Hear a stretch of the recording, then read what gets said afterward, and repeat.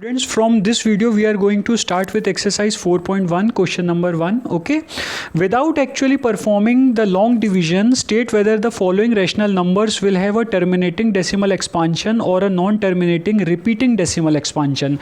Now we know that any rational number can have decimal expansion as either of terminating type or non-terminating repeating type, है ना, that we have all studied in our previous classes.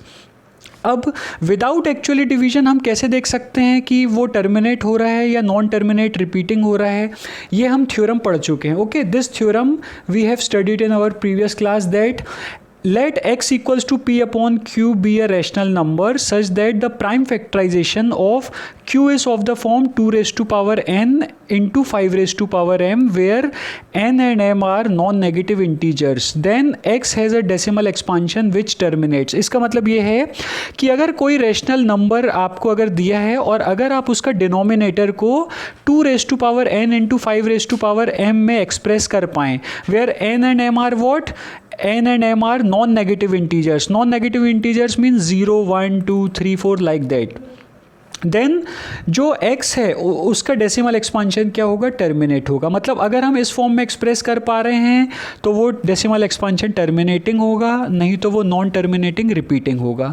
So let us move on to our question. देखिए ये question जो first है 13/3125. सो denominator यहाँ पे क्या है? 3125. तो 3125 का मैंने प्राइम फैक्टराइजेशन किया.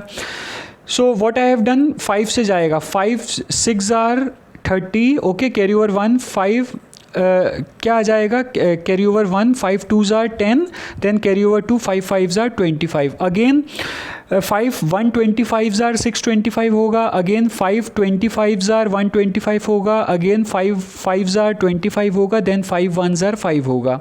ये तो फैक्टराइजेशन आपको क्लियर हो गई होगी. This means 3125 can be written as 5 into 5 into 5 into 5 into 5 और 5 raised to power 5.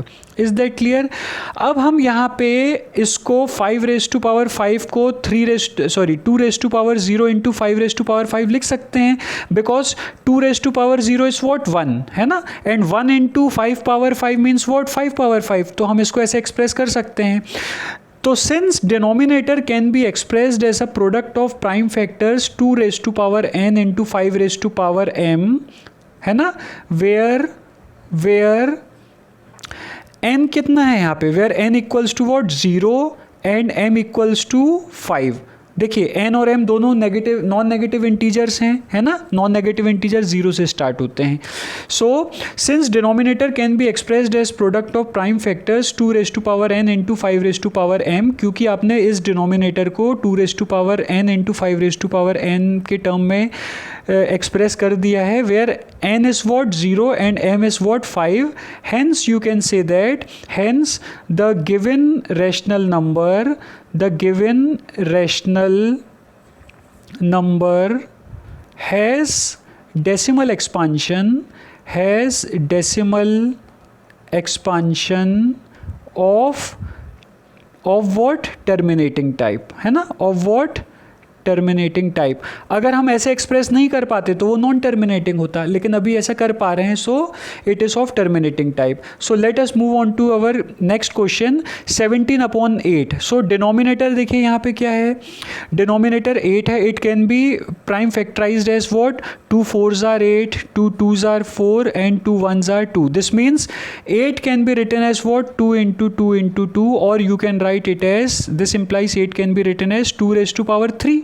ओके, और 8 can be written as 2 raised to power 3 into 5 raised to power 0, क्योंकि 5 raised to power 0 1 होती है, तो हम ऐसे एक्सप्रेस कर सकते हैं.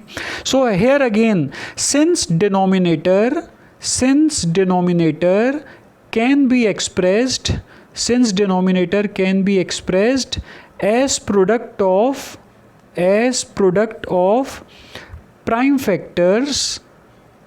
Factors 2 raised to power n into 5 raised to power m. Okay, where n कितना है यहाँ पे? देखिए n कितना है? 3, and m here is what? M is what? 0. Hence you can say that the given rational number has decimal expansion, has decimal expansion of terminating type, right? Decimal expansion of terminating type. I hope आपको ये पूरा clear हो गया होगा. Theorem, ये जो theorem हमने पढ़ा है that we have already studied in our previous class. Okay, so all these questions are based on this theorem only. So we have solved 2 parts of question number 1 of exercise 1.4. In next video we will solve the remaining parts. Thank you.